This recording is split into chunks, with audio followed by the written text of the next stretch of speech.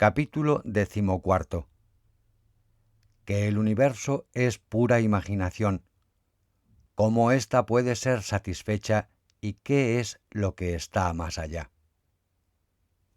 Habiendo escuchado al hijo del sabio, Mahasena comenzó a pensar clara y seriamente. Llegó a la conclusión de que el mundo es como un sueño y se sobrepuso a su dolor.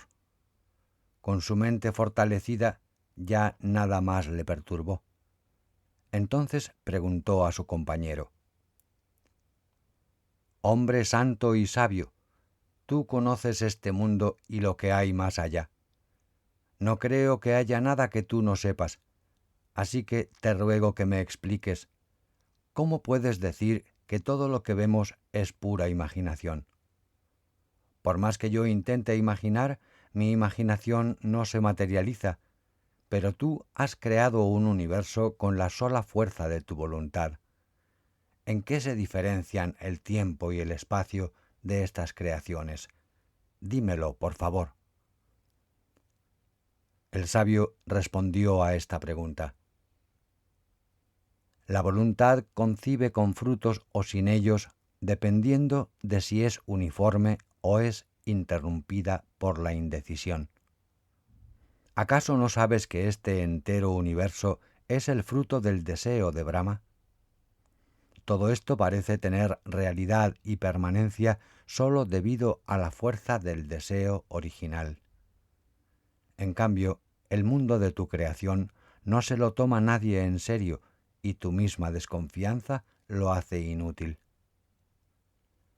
Las concepciones se materializan por diversas razones, en virtud de la función natural, como en el caso de Brahma, creador del universo, por la posesión de gemas animadas y talismanes, como en el caso de los yaksas y los raksasas, por el uso del néctar extraído de hierbas para los devas, por la práctica del yoga para los yogis, por el maravilloso poder de los encantamientos de algunos raros siddhas, nota 15, por la intensidad de las austeridades de algunos sabios y por favores, como en el caso de Vishvakarma, el divino arquitecto del cosmos. Nota 15. Siddhas, seres realizados o perfectos. Fin de nota 15. Uno debería olvidar las viejas asociaciones si es que quiere hacer efectiva su nueva concepción, y esto sólo dura mientras no sea obstruido por las antiguas. Una concepción tiene fuerza salvo que sea impedida por una anterior y quede de este modo abortada. Sólo es efectiva cuando tiene fuerza. Esa es la única manera en que puede lograrse algo importante. Tus concepciones no se materializan sólo por esta razón. De modo que debes practicar enfocando tu pensamiento si es que deseas que duren tus propias creaciones. Te hablaré ahora sobre las diferencias de tiempo y espacio. Tú estás perplejo porque careces de competencia en los asuntos del mundo. Te aclararé cómo surgen estas diferencias. El sol nos permite ver a todos, pero ciega a búhos y lechuzas.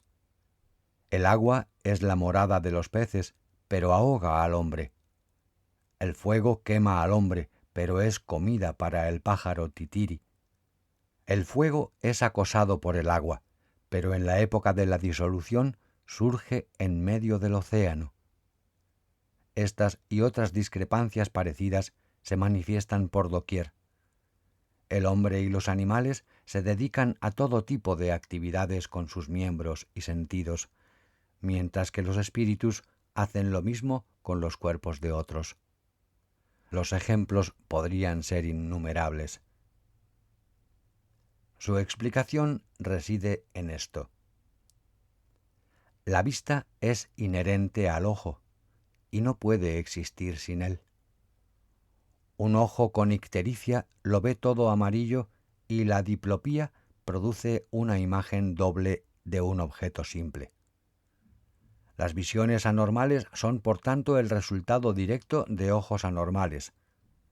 Se dice que los carandakas de las islas orientales lo ven todo rojo y que los habitantes de la isla Ramanaka lo ven todo cabeza abajo. Se oyen muchas historias de este tipo que con todo se basan en una u otra anormalidad de la visión.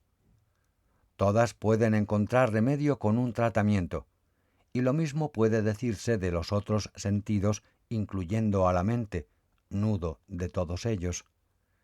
La relación entre espacio y objetos y entre tiempo y eventos depende de tu estimación. No hay una relación específica entre ellos. Lo que la gente considera exterior no es más que el origen y apoyo del universo. Igual que el lienzo sirve de base a la pintura. No podría haber nada externo a ese exterior salvo que sea el propio cuerpo. ¿Cómo puede externalizarse eso desde el exterior? Cuando tú, por ejemplo, dices fuera de la montaña es sacada del resto del espacio, no está incluida en él. Sin embargo, el cuerpo es percibido en el espacio exactamente igual que una jarra de barro. Por tanto, el cuerpo debe ser externo al que ve.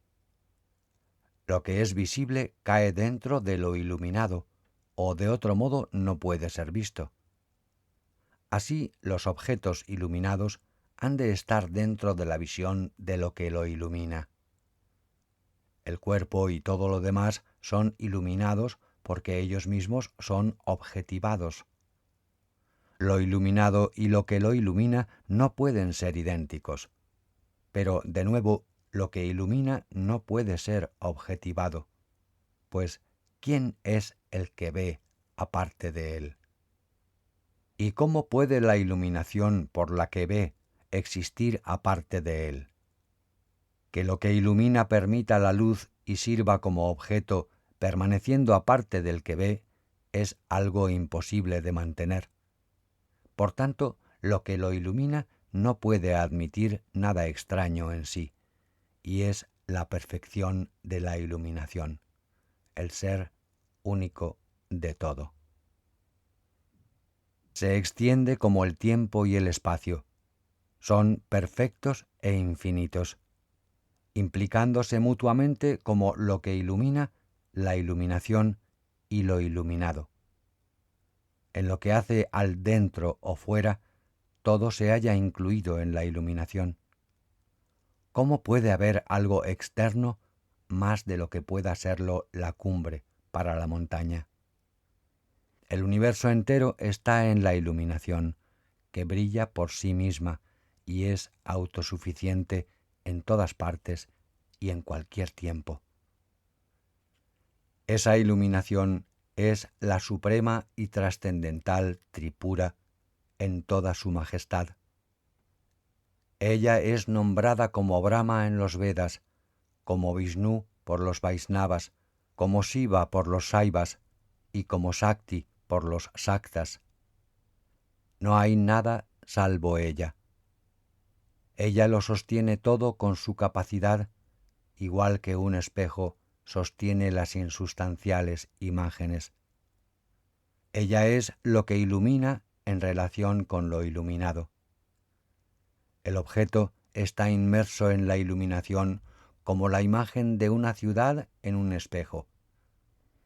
Lo mismo que la ciudad no está aparte del espejo, tampoco el universo está fuera de la conciencia. Igual que la abigarrada imagen es sólo una porción de la superficie pulida y absolutamente compacta del espejo, así el universo es sólo una porción de la conciencia única, sólida y perfecta, el ser del sí mismo. El mundo no puede demostrarse. El espacio es simplemente vacío que sirve para separar la ubicación de los distintos materiales. El universo es siempre, de parte a parte, un fenómeno del sí mismo. Surge entonces la cuestión de cómo la conciencia, estando vacía, es densa al mismo tiempo. Pero igual que el espejo, Aunque impenetrable y denso contiene la imagen, así también la pura conciencia es densa e impenetrable y sin embargo despliega el universo en virtud de su autosuficiencia. Aunque la compacta y simple conciencia lo penetre todo, todavía sostiene dentro de sí las creaciones móviles o inmóviles en toda su maravillosa variedad, sin que exista causa inmediata ni remota para ello. Y del mismo modo que el espejo permanece inafectado por las diferentes imágenes pasajeras sin que por ello deje de reflejarlas tan claramente como siempre, así también la sola conciencia ilumina los diferentes estados de sueño y de vigilia que pueden verificarse con adecuada meditación. Oh Rey, examina otra vez tus fantasías e imágenes mentales. Aunque sean completamente detalladas, no por ello dejan de ser mentales. La conciencia que las penetra permanece igual de perfecta antes de la creación o después de la disolución del mundo, y aún durante la existencia del mundo sigue tan inafectada como el espejo por las imágenes. Aunque imperturbada, perfecta, compacta, densa y simple, la conciencia absoluta, siendo autosuficiente, manifiesta dentro de sí aquello que parece exterior, igual que un espejo refleja el espacio como algo externo a él. Este es un primer paso en la creación. Se lo conoce como oscuridad o ignorancia. Comenzando como una fracción ínfima del conjunto, se manifiesta como si fuera externa a su origen, siendo propiedad del sentido del ego. La alienación se debe a tendencias latentes todavía por manifestarse. A causa de su falta de identidad con la conciencia original, existe como una mera energía sin sensibilidad. La conciencia que ilumina a eso aparentemente exterior se denomina Siva-tattva, mientras que el sentimiento yo se conoce como Sakti-tattva. Cuando más adelante se desecha la abstracción del sí mismo y tiene lugar la identificación con el espacio insentiente, se llama Isvara-tattva. La investigación de las dos últimas etapas es puro conocimiento o vidya. Estos 5 tattvas son puros y se relacionan con una condición indiferenciada o potencialidades de una misma semilla. Después de que la diferenciación se haya manifestado a través de la fuerza de la voluntad, la parte insentiente predomina sobre la otra, oponiéndose así a la anterior condición de signo contrario. El predominio de lo insensible, después de que se haya consolidado esta diferenciación, es lo que se conoce como el poder de Maya, y equivale al brote de la citada semilla. La fase sentiente contacta luego con el ser relegado a una posición secundaria y recibe el nombre de Purusa. Queda envuelto en 5 envolturas, conocidas como Kala, Vidya, Raga, Kala y Niyati, que afectan respectivamente al sentimiento de la acción, al conocimiento, al deseo, a la extensión del tiempo de vida y al círculo causal. Las reminiscencias de los individuos junto a las tendencias adquiridas al realizar diversas acciones en nacimientos anteriores son apoyadas ahora por la inteligencia y permanece como naturaleza o prakriti. Esta naturaleza es de carácter triple debido a que los frutos de las acciones son de 3 clases. Ella, que asume ahora el nombre de mente o chitta, se manifiesta como los 3 estados, de vigilia, sueño con ensueños y sueño profundo. Las reminiscencias son atribuibles a Prakriti en el caso del sueño profundo sin ensueños y a Chitta en los otros 2 estados. Siempre se compone de la fase inerte o insentiente de las tendencias de la mente y de la fase sentiente de la inteligencia. Cuando las tendencias todavía están latentes sin que sean usadas, se las conoce en su conjunto como avyakta, lo inmanifestado. Las diferencias solo surgen en la mente, pues los individuos no se diferencian en el sueño, igual que Prakriti solo se hace aparente como Chitta cuando se manifiestan diferencias. Y así, la misma mente o Chitta se convierte en la persona o Purusha cuando se afirma la fase sentiente y se convierte en avyakta no manifestada cuando predomina la fase inerte y sin sensibilidad. A su vez, Chitta es triple de acuerdo con sus funciones, como ego, intelecto y mente propiamente dicha. Bajo la influencia de las tres cualidades se manifiesta más detalladamente de esta forma. Por el equilibrio o sattva, se convierte en los 5 sentidos del oído, tacto, vista, gusto y olfato, por el predominio de la actividad o rayas en manos, pies, habla, excreción y procreación, por el predominio de la inercia o tamas como éter, aire, fuego, agua y tierra. La inteligencia suprema juega con el universo de esta manera, permaneciendo en todo momento inafectada, testigo de su propia creación. La actual creación es el producto de la mente de Brahma, también conocido como Hiranyabharga, quien fue designado a su vez por la fuerza de voluntad de Sri Tripura, el ser primordial. La cognición del tú y el yo está en la base de cualquier suerte de creación. Esa cognición es la manifestación de la conciencia trascendental. No puede haber diferencias.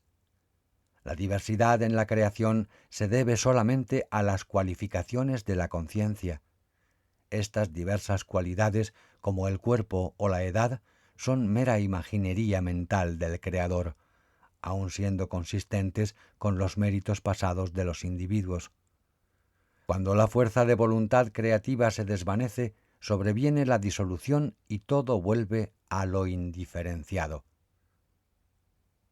En cuanto a tu fuerza de voluntad, es dominada por el Creador cuando ese obstáculo es superado por el método aludido para hacerla efectiva. El tiempo, el espacio, todo lo denso, etc., surgen en él en función de la imaginería del agente. Un cierto período es sólo un día, según mis cálculos, mientras que puede ser 12.000 años en el mundo de Brahma. Lo que allí podía ser un paseo, para mí puede suponer una distancia que abarque todo mi universo. En este sentido, ambos son verdaderos y engañosos al mismo tiempo. De igual manera, puedes imaginar una montaña en tu interior y también su propio tiempo, hasta contemplar allí toda una entera creación. Durará lo que dure tu concentración, incluso eones, si tu voluntad tiene la fuerza suficiente. Por eso digo, Rey, que este mundo es pura imaginación.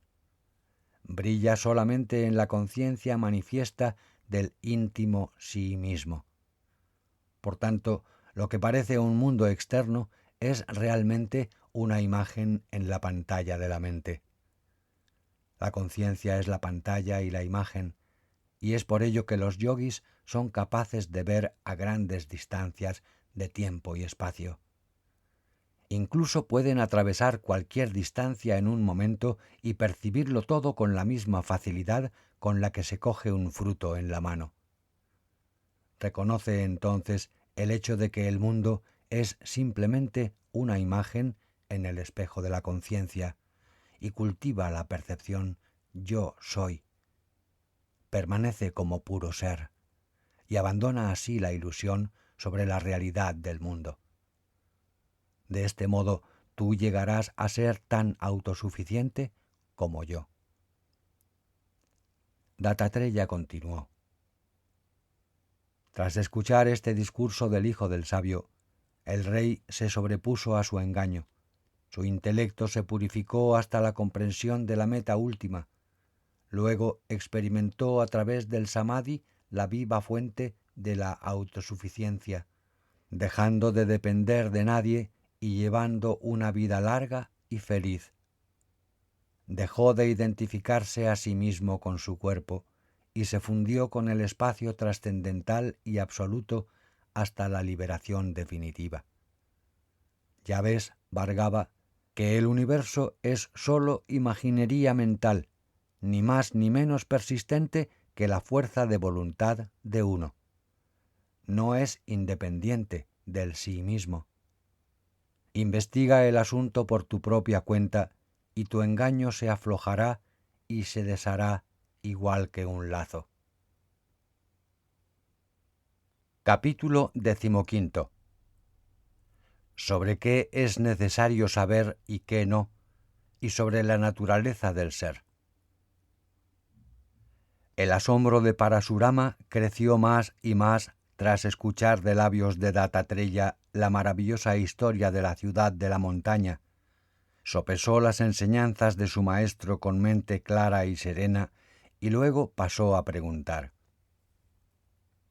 Señor, he considerado el sentido de tus enseñanzas a la luz de estas magníficas historias que me has contado.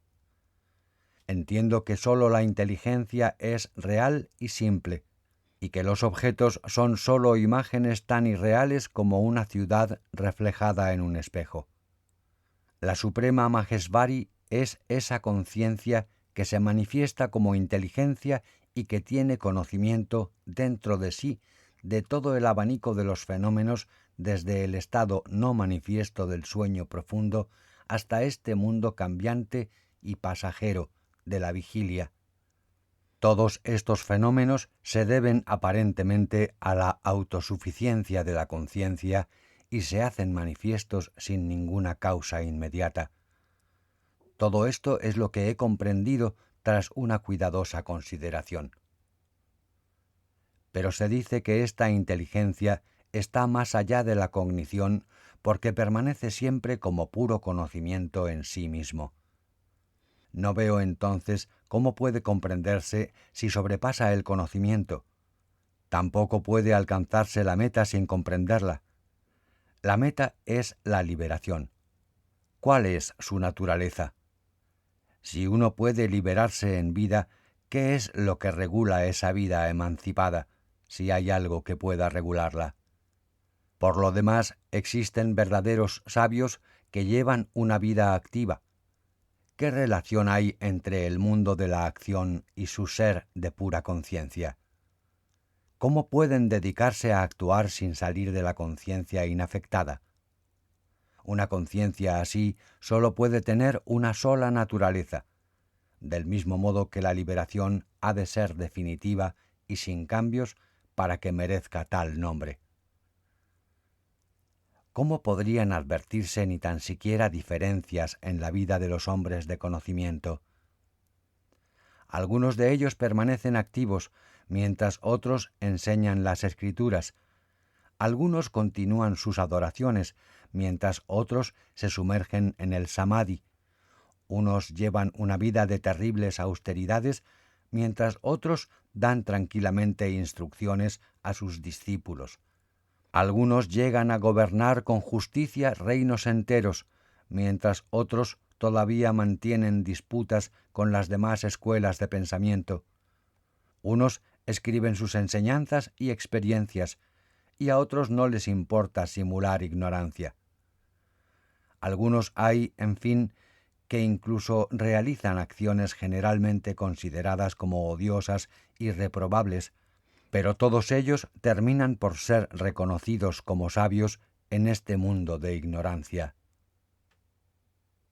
¿Cómo pueden darse tales diferencias en sus vidas cuando no debería haber ninguna diferencia en el estado de liberación que ellos comparten? ¿O es que también hay grados para el conocimiento y la liberación? Ten la amabilidad de resolverme estas dudas, pues estoy deseoso de descubrir la verdad.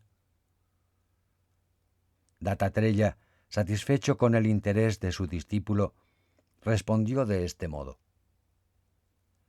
Veo que eres digno, Rama. Has comenzado a inquirir de la forma adecuada y te encuentras preparado para la búsqueda última. Esto se debe a la gracia de Dios que te pone en la buena senda, pues ¿quién logrará algo de valor sin la divina gracia?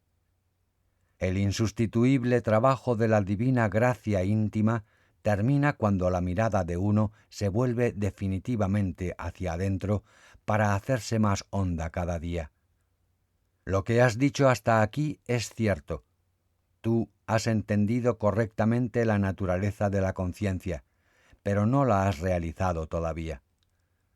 El conocimiento de la propiedad de una cosa sin la experiencia real de la cosa misma es tan inútil como la ausencia de conocimiento. La verdadera experiencia del sí mismo borra incluso la noción del yo empírico. ¿Puede persistir el mundo sin tal noción? El conocimiento de segunda mano no vale más que el recuerdo de un sueño. Es igual de inútil que la aparición de un tesoro en un sueño. Te lo mostraré con una vieja historia. Hubo en otro tiempo un rey muy virtuoso gobernando en Videja. Su nombre era Janaka, nota 16. Y era muy sabio y estaba familiarizado tanto con este mundo como con el otro. Una vez se decidió a adorar con ritos sacrificiales a la gran diosa moradora del ser. Vinieron para la ocasión todos los brahmanes, ermitaños, eruditos versados en los Vedas, otros hombres muy duchos en la ejecución de sacrificios y ritos, y en general toda esa clase de gente que se precia tanto de saber cómo hay que hacer las cosas.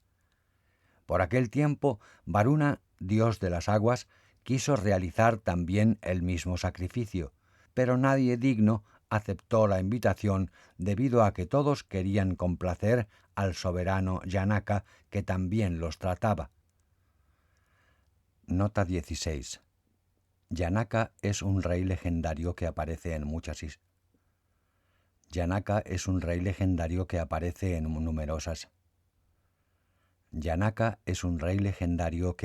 en numerosas historias. Por más que algunos hayan tratado de localizarlo históricamente, el reino de Videja ya lo dice expresamente.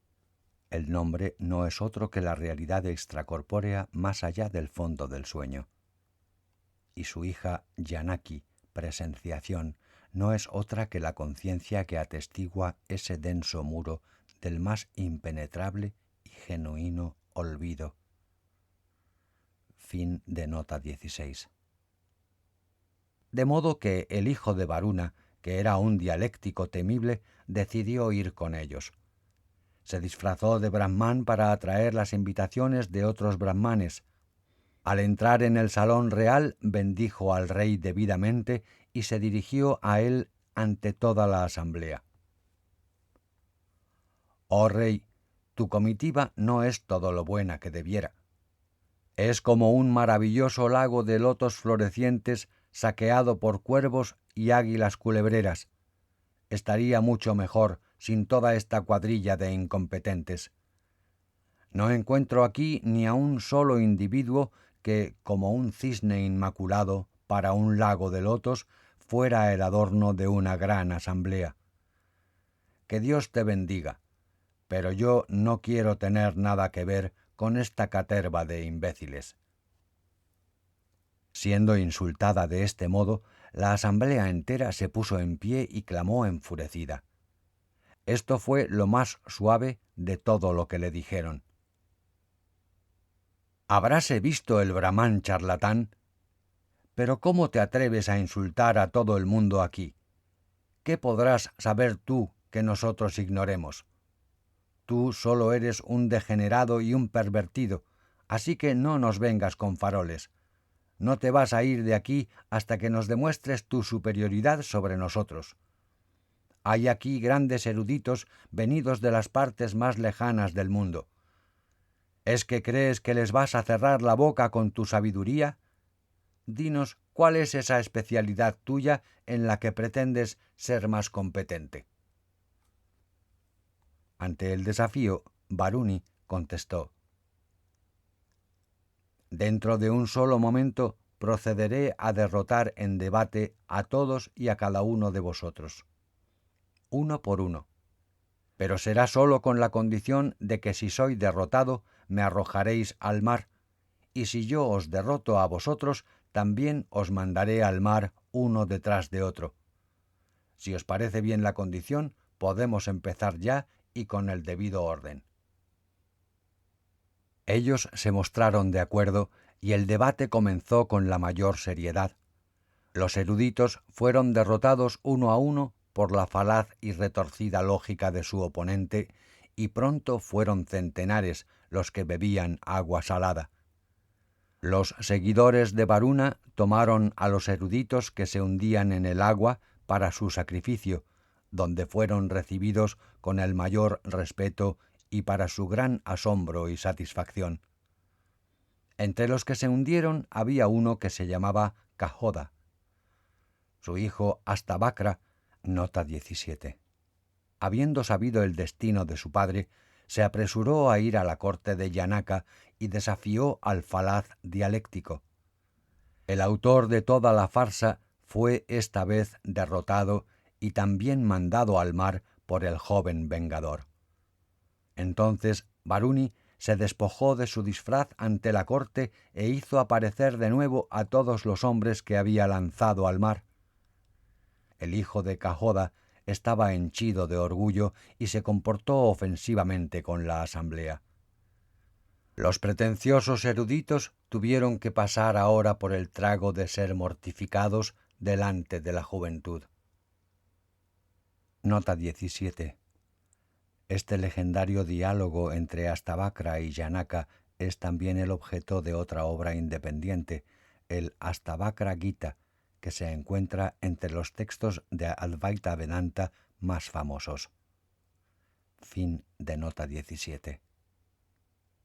Justo entonces surgió de entre todos una asceta, y toda la asamblea la miró expectante como a su último recurso. Alentada por todos, la encantadora doncella de cabello enmarañado y rústico atuendo fue honrada por el rey y tomó la palabra con tono dulce y firme.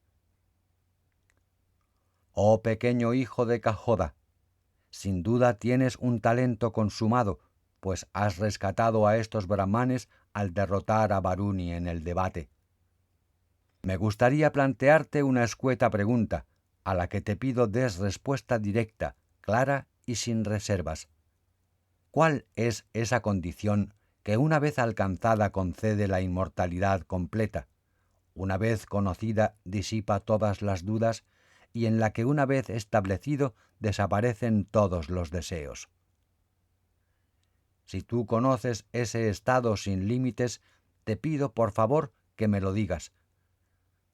Así, abordado por la asceta, replicó con confianza el hijo de Cajoda. Yo conozco ese estado. Escúchame. No existe nada en el mundo que desconozca. He estudiado toda la literatura sagrada con cuidado, y esta es mi respuesta. Aquello por lo que tú me preguntas es la causa eficiente y primera del universo. Ella misma, sin comienzo, medio ni fin, e inafectada por el tiempo o el espacio. Es pura, ininterrumpida, simple conciencia. El mundo entero se manifiesta en ella como una ciudad en un espejo. Tal es el estado trascendental.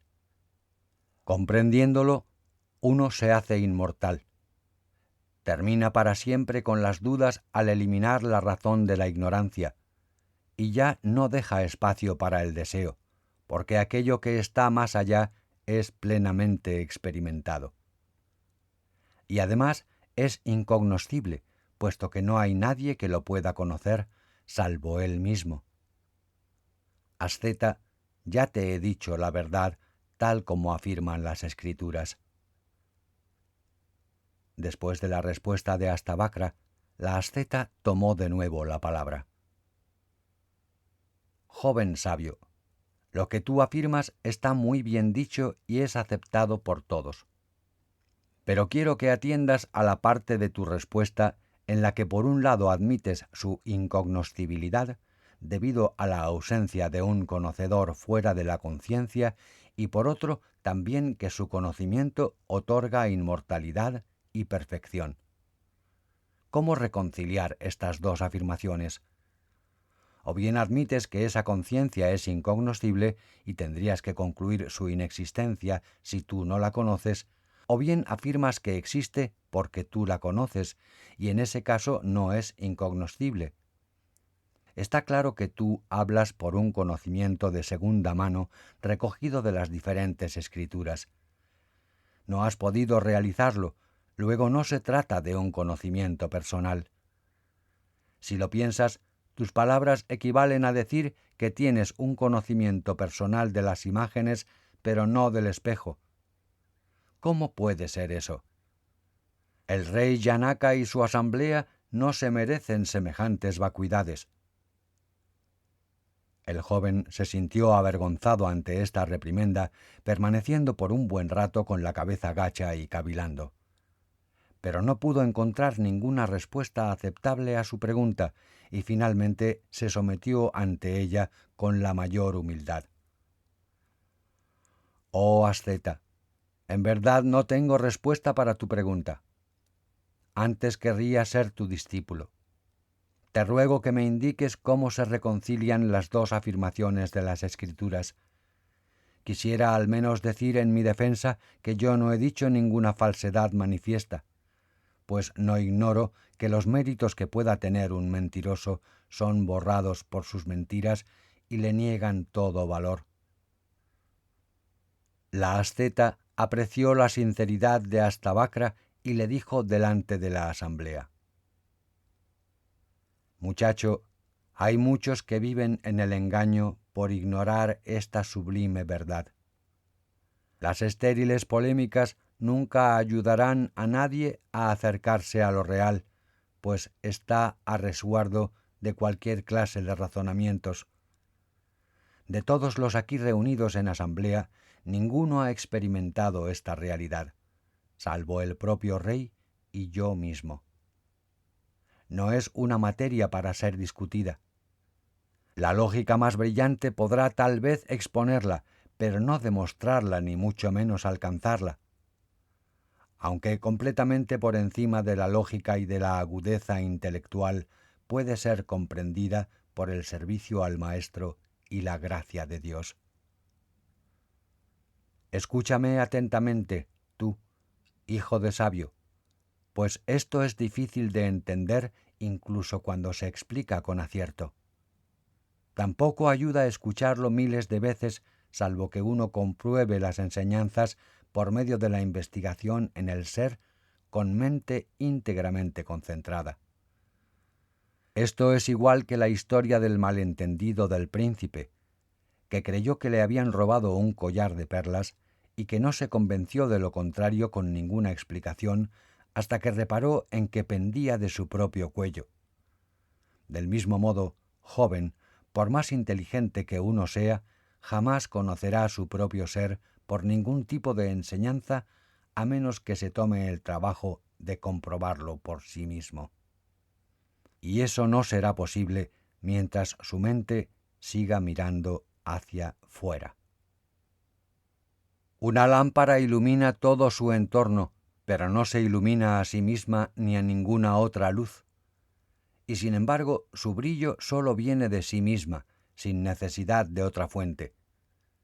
Las cosas brillan a la luz del sol sin necesidad de otra iluminación. Decimos que las cosas no nos son conocidas o que no existen tan solo porque la luz no requiera ser iluminada. Si ocurre así con la luz y las cosas ante nuestros ojos, ¿qué duda puedes tener con respecto a la propia conciencia del sí mismo? La luz y las cosas son insensibles, no pueden tener conciencia propia, y sin embargo nadie duda de que existan como manifestación. Eso implica que participan de algo que tiene luz propia. No puedes investigar igualmente dirigiendo hacia adentro tu atención para hallar si el sí mismo que todo lo abarca es o no es consciente. Esa conciencia es absoluta y está más allá de los tres estados de vigilia, sueño con ensueños y sueño profundo. Comprende todo el universo y lo hace manifiesto. Nada puede ser percibido sin su luz. ¿Qué apariencias podría haber si no hubiera conciencia? Hasta el cese de toda apariencia, como ocurre en el sueño profundo, requiere la luz de la conciencia para certificarlo. La conciencia de tu inconsciencia también se debe a tu conciencia. Si infieres su luz eterna, has de investigar más de cerca si esa luz surge de sí misma o no. Todos caen en esta investigación, por más instruidos y competentes que sean, pues su atención no se dirige hacia adentro, sino que merodea en las afueras sin descanso. Mientras los pensamientos afloren, la completa inmersión de la mente no puede ser alcanzada. Y mientras esto no se logre, el sí mismo no se puede realizar. La auténtica introspección comporta la ausencia del deseo. ¿Cómo podría detenerse la mente si no se abandonan los deseos? La propia naturaleza del ser implica el desapasionamiento, pues existiendo por sí misma sólo puede ser espontánea. Es lo que permanece al término de la investigación, tras la eliminación de todo esfuerzo y pensamiento. Si vuelves sobre ese estado tras salir de él, lo sabrás todo, incluyendo el sentido de esas palabras sobre aquello que es concebible e incognoscible a un mismo tiempo. Habiendo comprendido eso, para uno ya sólo existe la eternidad. Y con esto he terminado. Saludos a todos. Pero aún no has entendido mis palabras, porque es la primera vez que oyes esta verdad. Este rey, el más sabio entre los hombres, te permitirá entenderlo. Si le preguntas de nuevo, resolverá todas tus dudas. Tras terminar, el rey y toda la asamblea le rindieron honores, y en pleno homenaje desapareció en el aire ante la mirada de todos. Te he contado, Rama, el método que conduce a la autorrealización. Capítulo 16. Sobre la conciencia y la diferencia que hay entre el control de la mente y el sueño. Parasurama disfrutó de la historia y pidió a su maestro continuar. Cuéntame, por favor, qué le preguntó luego Astavakra al rey y cuáles fueron las instrucciones que recibió. No había oído nunca esta historia tan llena de enseñanza. Maestro, continúa, por favor. El gran sabio Dattatreya continuó. Tras desaparecer la santa asceta ante la vista de todos, Astavakra pidió a Janaka, rodeado por el conjunto de los eruditos, que le diera la explicación completa del breve pero esotérico discurso de la asceta. Astavakra preguntó: Rey y señor de Videha, no he entendido claramente la enseñanza de la asceta a causa de su brevedad. Ten la gentileza de explicarme, gracioso señor, cómo puedo yo conocer lo incognoscible. Janaka, aparentemente sorprendido por la pregunta, respondió: Oh hijo de sabio, escúchame. Ni es incognoscible ni permanece desconocido en ningún momento. Dime cómo podría incluso el mejor de los maestros guiar a uno hacia algo que no se puede conocer. Si un maestro puede enseñar, ello implica que conoce lo que dice. Este estado trascendental es muy fácil o casi imposible de alcanzar, dependiendo tan solo de que uno conduzca su mente hacia la quietud interior o bien la lleve incesantemente hacia afuera. Pero no podría ser enseñado si permaneciera siempre desconocido. El hecho de que los Vedas lo indiquen solo indirectamente, con expresiones como no es esto ni esto, solo demuestra que se trata de un conocimiento que puede ser impartido a otros. Cualquier cosa que veas es conocida por la más sutil e imperturbable inteligencia.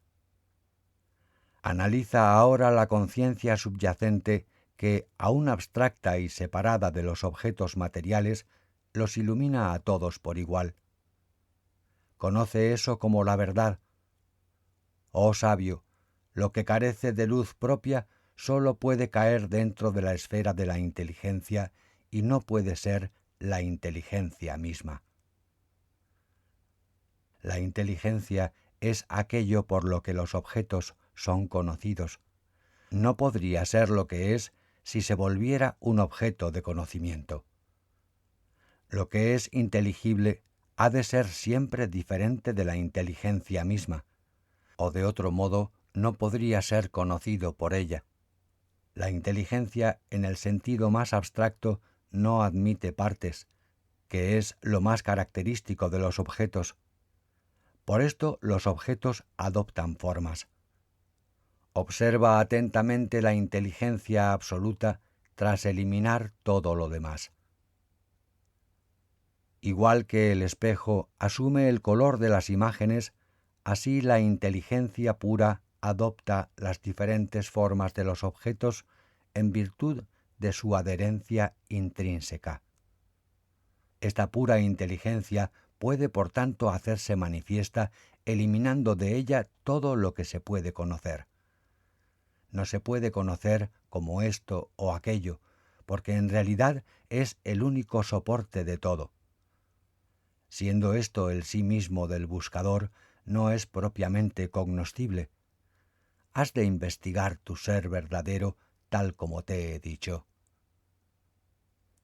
Tú no eres el cuerpo, ni los sentidos, ni la mente, porque todos ellos son puramente transitorios. El cuerpo está hecho de comida, así que, ¿cómo podrías ser tu cuerpo? Pues el sentimiento yo está más allá del cuerpo, los sentidos y la mente, en el mismísimo momento de conocer los objetos. Podría objetarse todavía que el eterno destello del sí mismo como yo no es perceptible al mismo tiempo en que percibimos efectivamente los objetos. Pero si esa fulguración que llamamos yo no brillara en ese instante, los objetos no hubieran sido percibidos, exactamente igual que nos parecen invisibles las cosas en ausencia de la luz ordinaria. ¿Por qué no es perceptible su destello? Lo que ocurre es que la perceptibilidad se asocia siempre con la materia insensible. ¿Quién más podría ver la luz intrínseca de tu propio ser?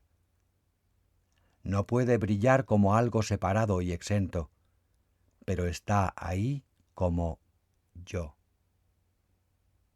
Además, todos poseen el sentimiento yo veo los objetos. Si no fuera por la naturaleza eterna de ese yo, siempre surgiría la duda sobre si yo soy o yo no soy, lo que sería absurdo. Ni debería suponerse que ese yo pertenece al cuerpo en el momento de percibir los objetos, pues la percepción implica la asunción de esa forma por el intelecto, como evidencia la identificación del cuerpo con el sí mismo.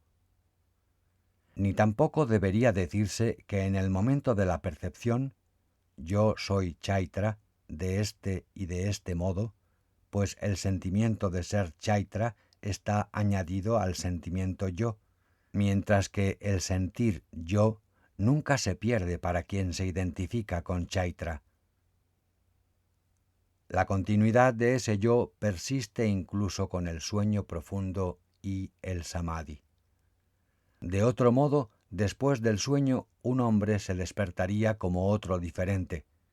Sin embargo, es posible una concentración tal que en el sueño profundo o en el samadhi, el sí mismo quede desnudo y sin cualidades. Este estado no es idéntico con la conciencia limitada del ego o yo en el mundo de la vigilia. A esta aparente contradicción puede responderse considerando que yo puede asumir dos formas, con cualidades y sin cualidades. La cualificación implica limitación, mientras que su ausencia comporta su naturaleza ilimitada. Yo está asociado con limitaciones en los estados de vigilia y sueño con ensueños, mientras que está libre de ellas en el sueño profundo y el samadhi. ¿Está entonces el samadhi o el sueño profundo asociado con la triple división de conocedor, conocimiento y conocido? No, porque allí es puro y simple. El yo sin nada más, sin dentro ni fuera. Es la perfección. Puesto que la soberana inteligencia absoluta esplende siempre como yo, ella es y lo conoce todo. Tú eres ella. Compruébalo tú mismo, dirigiendo adentro tu mirada. Tú eres conciencia pura solamente. Compréndelo ahora, pues la indecisión no es digna de un buen discípulo. Este debería realizar su ser en el momento mismo de la instrucción. Pero al hablar de tu mirada, no me refiero a tus ojos. A lo que me refiero es a la atención de tu mente. Esta es el ojo de los ojos, como los sueños muestran claramente. Es apropiado hablar de mirar hacia adentro en la medida en que la percepción sólo es posible cuando la vista se vuelve hacia el objeto. La vista debe dejar los otros objetos y fijarse en un objeto particular si quiere verlo. No hay otro modo de percibirlo satisfactoriamente. Si la vista no está fija en él, es casi lo mismo que no verlo.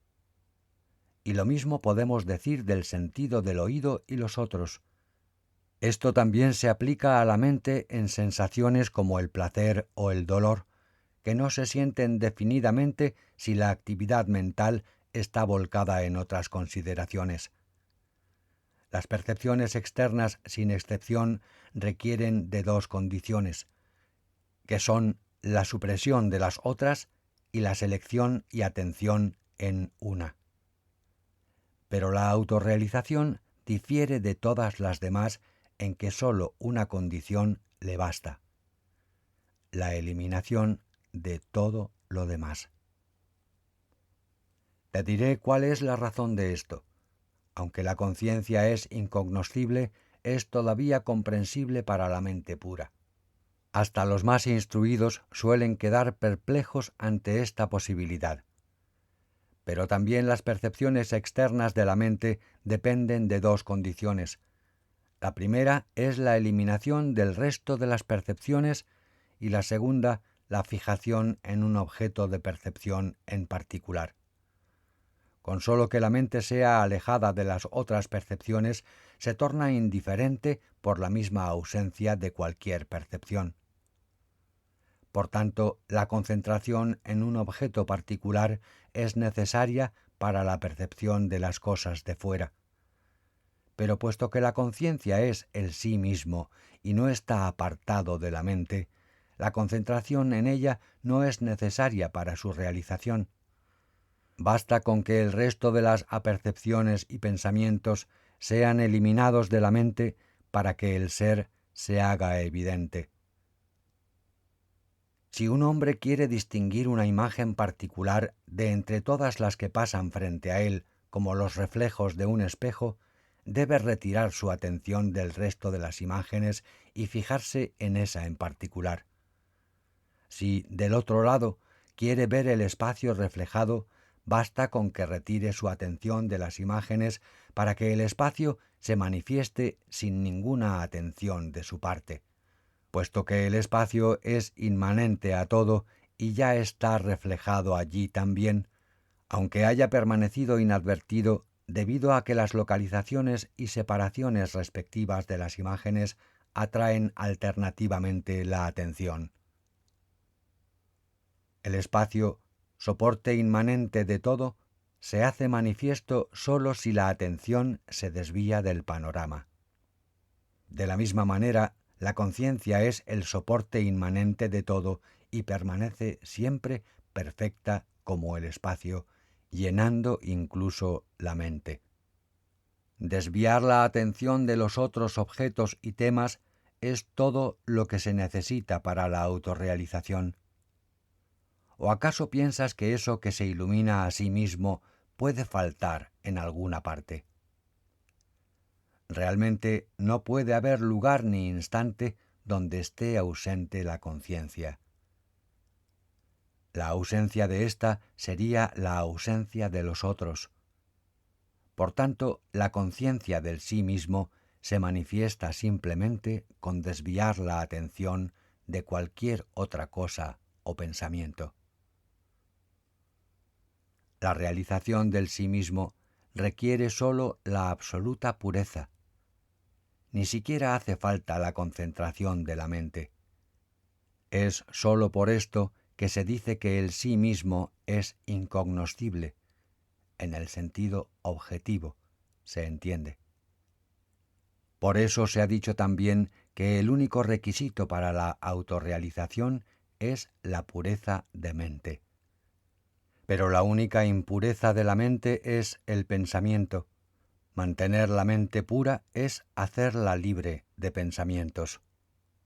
Ahora te será claro por qué se insiste siempre en la pureza de la mente para lograr la realización del ser. ¿Cómo podría lograrse en su ausencia? ¿Y cómo podría dejar de brillar en una mente pura? Todas las exhortaciones de las Escrituras tienen exclusivamente este fin: la acción desinteresada, la devoción, el desapego y demás recomendaciones no tienen otro propósito, porque la conciencia trascendental sólo se hace manifiesta en una mente sin manchas. Tras la respuesta de Janaka, Astabakra todavía preguntó: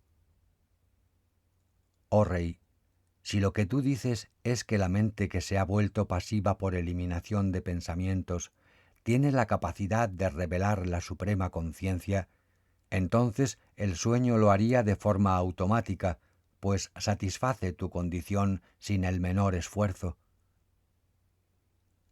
El rey Janaka contestó: «La mente está abstraída en el sueño, en verdad, pero entonces su luz está en la mayor oscuridad. ¿Cómo podría entonces manifestar su auténtica naturaleza? ¿Cómo podría un espejo cubierto de brea reflejar el espacio, cuando ni siquiera refleja las imágenes? ¿Basta en este caso con eliminar las imágenes para que se refleje el espacio?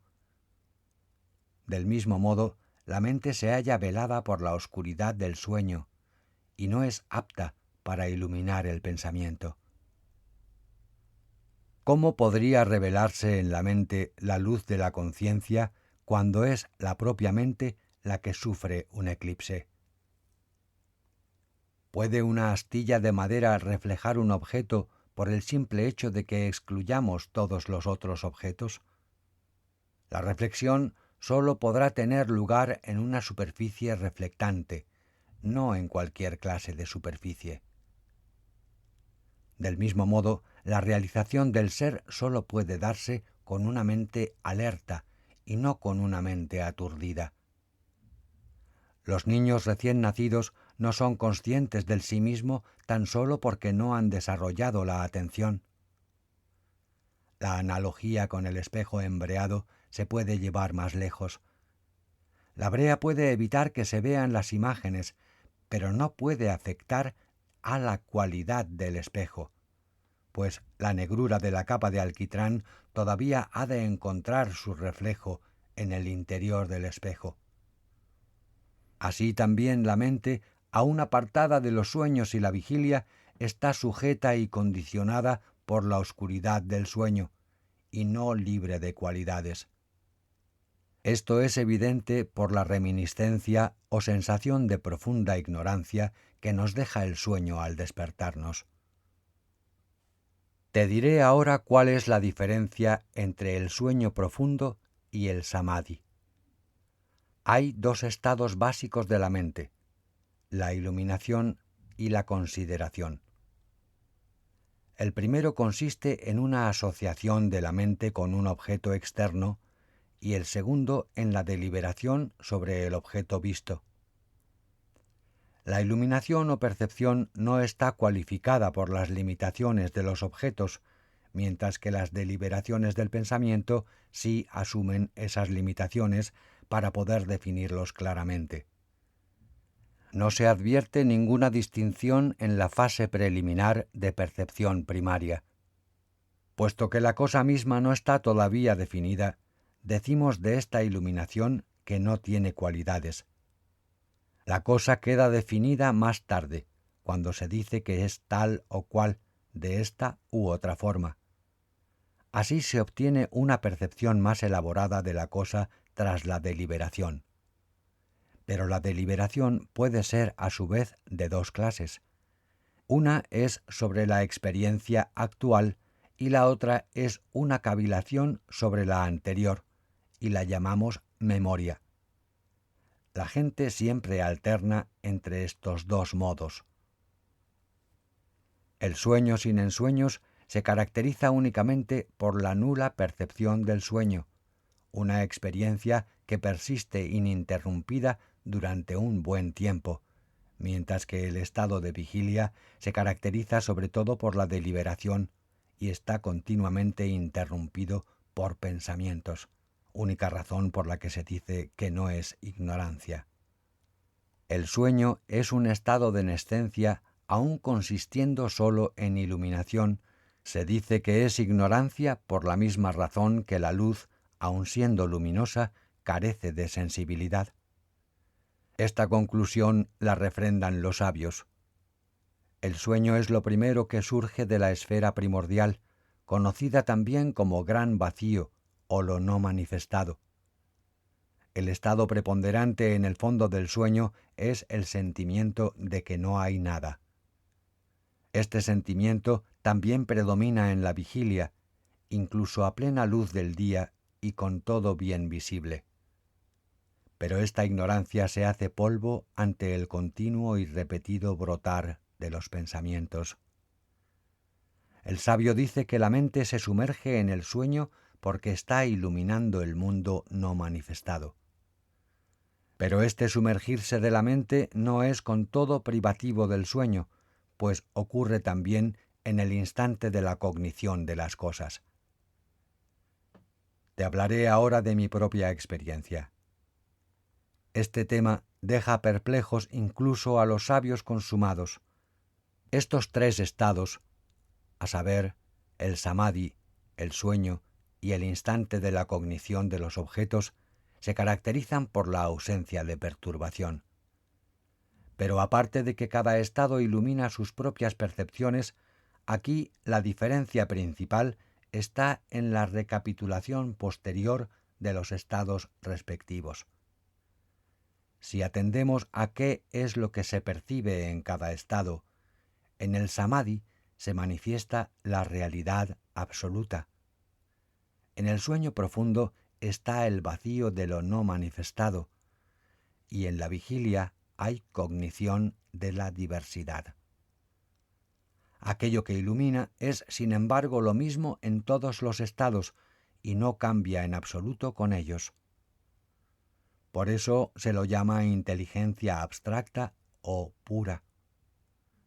El samadhi y el sueño resultan obvios, pues su experiencia se da sin interrupción por un período apreciable y pueden recapitularse al volver a la vigilia. pero curiosamente la cognición permanece sin ser reconocida debido a su naturaleza intermitente y efímera. Ahora bien, el samadhi y el sueño no pueden ser reconocidos cuando surgen de forma esporádica y fugaz, como ocurre con la cognición. Y así, el estado de vigilia más ordinario se encuentra irisado y entretejido con el samadhi y el sueño fugitivos. Los hombres pueden detectar este sueño fugaz en la vigilia porque están familiarizados con su naturaleza. Pero el samadhi fugaz pasa inadvertido porque la gente no tiene familiaridad con su experiencia. Puedes creerlo, Brahman.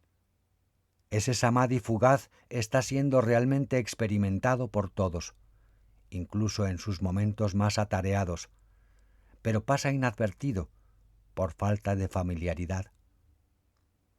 Todo instante libre de pensamientos y reflexiones en el estado de vigilia tiene la condición del samadhi. Pues el samadhi es simplemente la ausencia de pensamientos. Ese estado prevalece en el sueño profundo y en rarísimos momentos de la vigilia. Con todo, no se le llama propiamente samadhi o unión, debido a que todas las inclinaciones de la mente están latentes y dispuestas a manifestarse al instante. El instante en que se capta un objeto no está contaminado por deliberaciones sobre sus cualidades y es exactamente unión, samadhi. Te diré todavía más. Escucha. El estado de no manifestación, el primero surgido de la pura inteligencia como nada existe, es un estado de abstracción lleno de luz. Se le llama fondo del sueño solo porque es la fase insensible de la conciencia. En ella no se revela nada porque no hay nada que revelar. El sueño profundo es así la abierta manifestación de lo insensible, del estado inerte que percibes y vanamente intentas concebir en los objetos de afuera. Pero en el estado de samadhi, Brahman, la conciencia absoluta, esplende sin interrupción. Ella devora el tiempo y el espacio, lo que es y lo que no es. ¿Cómo podría ella ser la ignorancia del sueño? De modo que el sueño profundo tampoco puede ser la base ni el término de nada.